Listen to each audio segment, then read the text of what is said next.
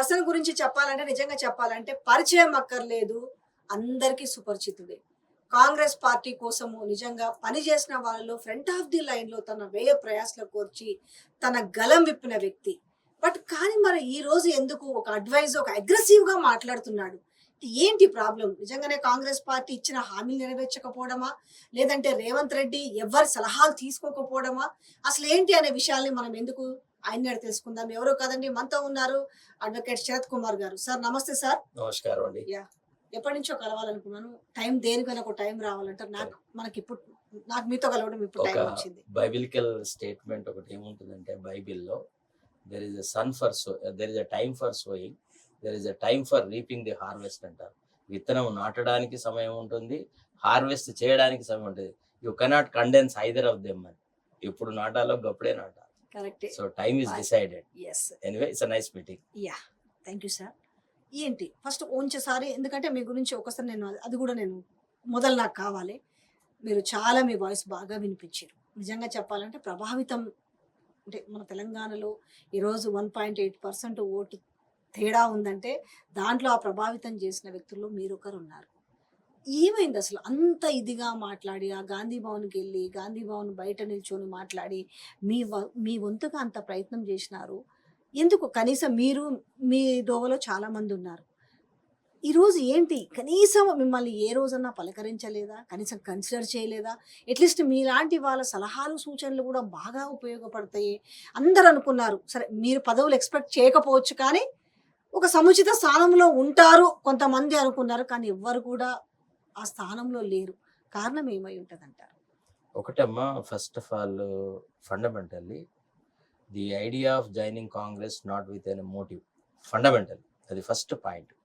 రెండోది ఏమి అంటే ఇక్కడ చేరడము, కాంగ్రెస్ పార్టీలో చేరడము, ఢిల్లీలో చేరడం అనేవి రెండు. I come from a leftist background right from my college days and university days etcetera. ఒక సహజంగా ఒక దళిత్ కాన్సెప్ట్ అనే దానికి అట్రాక్ట్ అయిన వ్యక్తిని. నేను పనిచేసిన వాళ్ళందరూ వాళ్ళే లెఫ్టిస్ట్లే.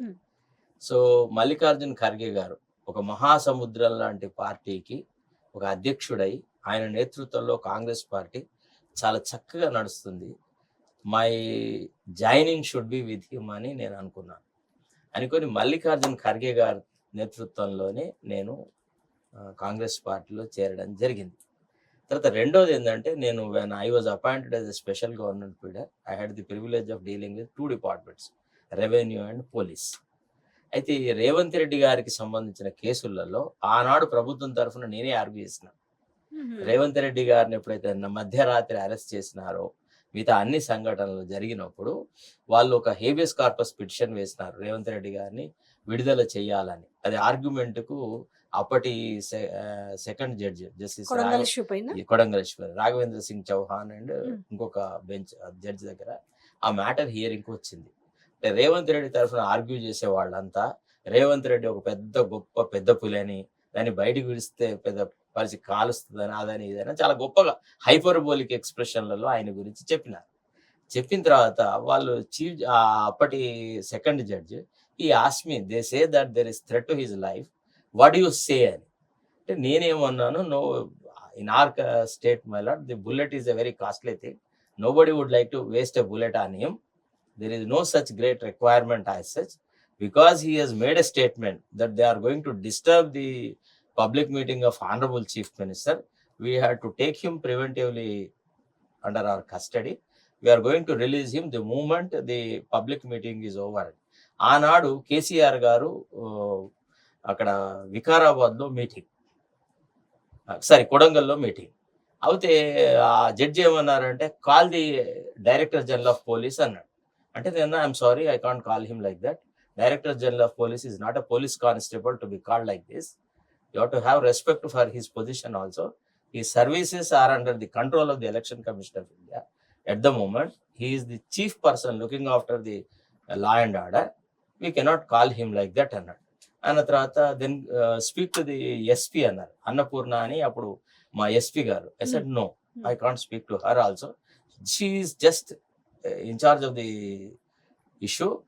At this juncture, I cannot disturb her.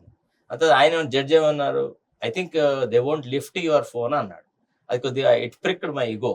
I told him right from the constable level to directly to the Director General of Police. Everybody will lift my phone.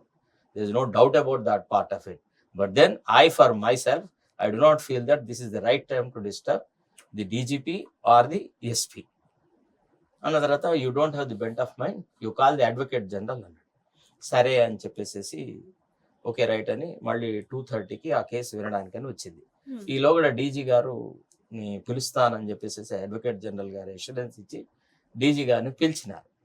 పిలిచిన తర్వాత కూడా డీజీ ఆ సబ్జెక్టు కొత్త, అప్పటిదప్పుడు ఏజీ గారికి మాత్రం ఏమర్థం అవుతుంది. So మళ్ళీ అల్టిమేట్లీ ఆయనను పక్కకు పెట్టి మళ్ళీ నేనే ఆ కేసు ఆర్గ్యుమెంట్ అనేది చేయడం జరిగింది. ఆ ఆర్గ్యుమెంట్ సందర్భంలో ఎట్లుంటుందంటే లీగల్గా ఆర్గ్యూ చేసేటప్పుడు ఎదుటి వ్యక్తి మన మీద బాణాలు వేస్తుంటే మనం అంతే పవర్ఫుల్ బాణాలు వేస్తాం. They are not our views, they are the views expressed by our client. No advocate will have a personal ideology as such. He will only argue what has been briefed to him, what is he supposed to. So ఆ argument సందర్భంలో కొన్ని మాటల దొర్లిన మాట వాస్తవం. అదే కాకుండా మిగతా 2-3 కేసులలో కూడా ఈ ఓటుకు నోటు కేసులు ఇట్లాంటి కేసులు నేను డీల్ చేసిన.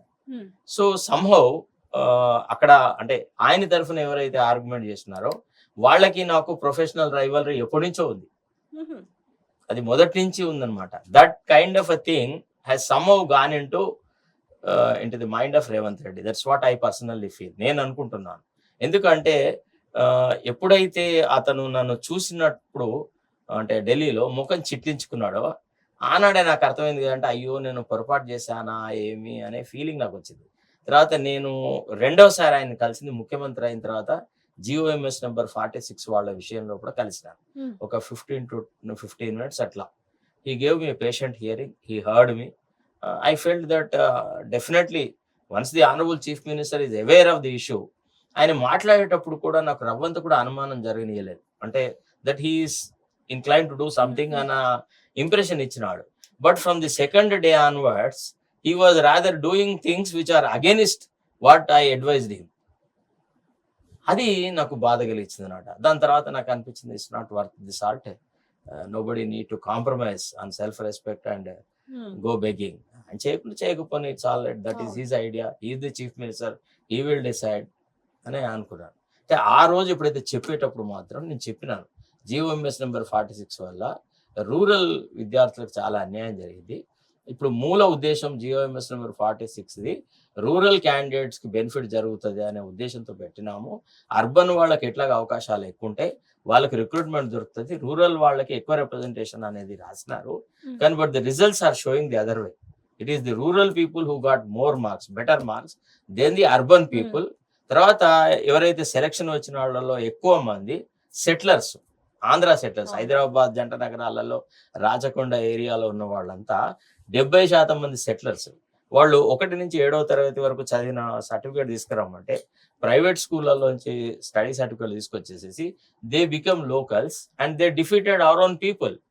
సో బీయింగ్ ఏ కట్టడి తెలంగాణవాది, నేను తెలంగాణ కోసమని పూర్తిగా కొట్లాడిన వ్యక్తిని. అసలు కేసీఆర్ టీఆర్ఎస్ పెట్టక ముందు అప్పటి నుంచి మేము ఇందిరారెడ్డి అనుచరులుగా పనిచేసిన వ్యక్తులం.